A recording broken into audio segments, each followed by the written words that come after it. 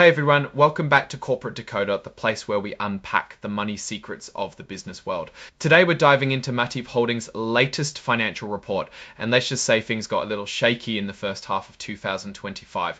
And if you appreciate getting straight insights from these kinds of reports, make sure you're subscribed. We also have a fantastic Discord community linked in the description below, where we break down these filings even further and you can ask your burning questions. Scroll Matter Holdings IC and subsidiaries Accession consolidated. Statements of income, losses, scroll so Mativ Holdings, which is a big player in specialty materials, is showing us a pretty rough financial picture for the first 6 months of 2025. Let's start with the big numbers. They reported a net sales of $1.01 billion. That's actually a slight drop from the same period last year, which was $1.01 billion. That's actually a slight drop from the same period last year, which was $1.024 billion. So not a ton of growth there.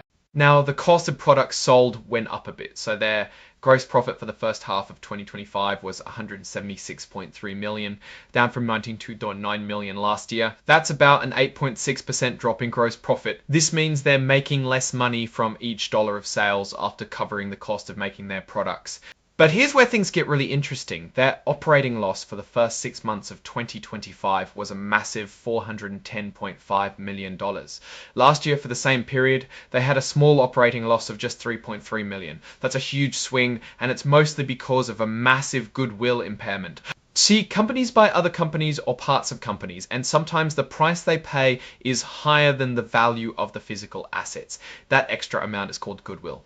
If the value of that acquired business goes down, they have to write off some of that goodwill. Mativ recorded a staggering $411 goodwill impairment charge in the first quarter of 2025, mostly related to their filtration and advanced materials segment. This is a non-cash charge, meaning they didn't actually spend that money, but it shows the market's perception of that business's value has plummeted.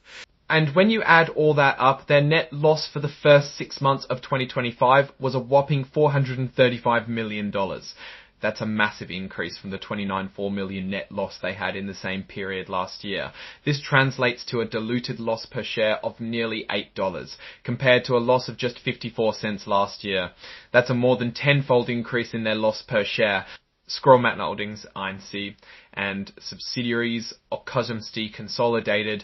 Balance sheet is scroll looking at their financial health, though their balance sheet gives a mixed picture. As of June 30, 2025, their goodwill has dramatically decreased from $65.6 million at the end of 2024 to just $57.5 million. This is a direct result of that goodwill impairment we just talked about. It shows the company has had to admit that a significant portion of its past acquisitions, particularly in the filtration segment, didn't pay off as expected.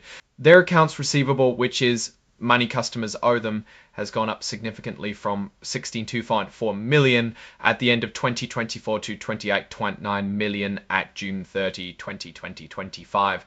This could mean they're selling more, but also that customers are taking longer to pay, which can tie up cash. Their long-term debt remains pretty high at $1.087 billion. While they have cash and equivalents of $95.6 million, that debt load is substantial. Scroll Mativ Holdings ANC and subsidiaries Accession consolidated statements of cash flow. Scroll step.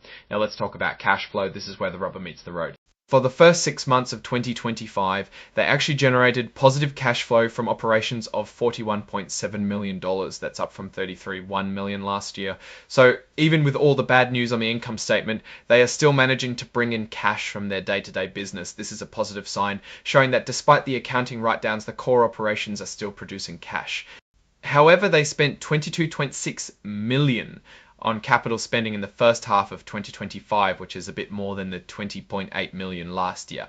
This suggests they are still investing in their business, which is generally good for future growth, but does require cash. On the financing side, they used $17.5 million in the first half of 2025. This was mainly due to paying back debt and paying dividends. They did borrow more under their revolving credit facility, but the debt repayments and dividends were higher. Speaking of dividends, they paid out $11.4 million in dividends in the first half of 2025, which is a good sign for shareholders, showing a commitment to returning value, though it does reduce the cash available for other things. Scroll Mativ Holdings ANC and subsidiaries Accession consolidated financial statement scroll. And let's quickly look at some of the details in the notes which often hold the real story. Remember that big Goodwill impairment? It was mainly in the filtration and advanced materials or FAMS segment. Sales in this segment actually dropped by 2%. The Sustainable and Adhesive Solutions or SAS segment, however, saw a slight increase in sales of 1.1%. This segment seems to be holding up a bit better. The company is also undergoing some restructuring. They had about 3.8 million in restructuring costs in the second quarter of 2025, down from 11.8 million last year. This is part of a plan to streamline the organization. Now, their tax situation is a bit wild.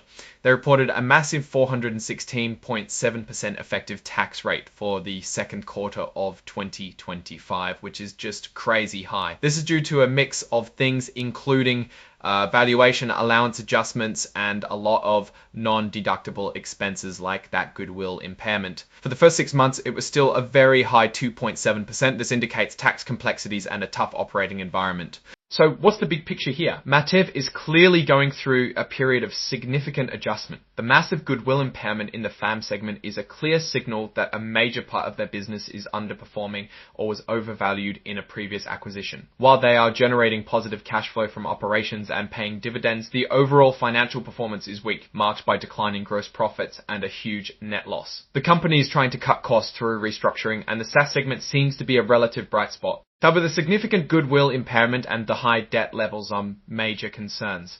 Investors will be watching closely to see if they can turn things around, especially in the FAM segment, and manage their debt effectively. The future could hold more restructuring or even asset sales if performance doesn't improve. That's our deep dive into Mativ Holdings' latest report. What do you think about these numbers and what they mean for the company's future? Let us know your thoughts in the comments below. If you found this analysis helpful, please give this video a thumbs up and subscribe for more corporate breakdowns. And don't forget to join our Discord community linked in the description to keep the conversation going. Thanks for watching, and we'll see you in the next one.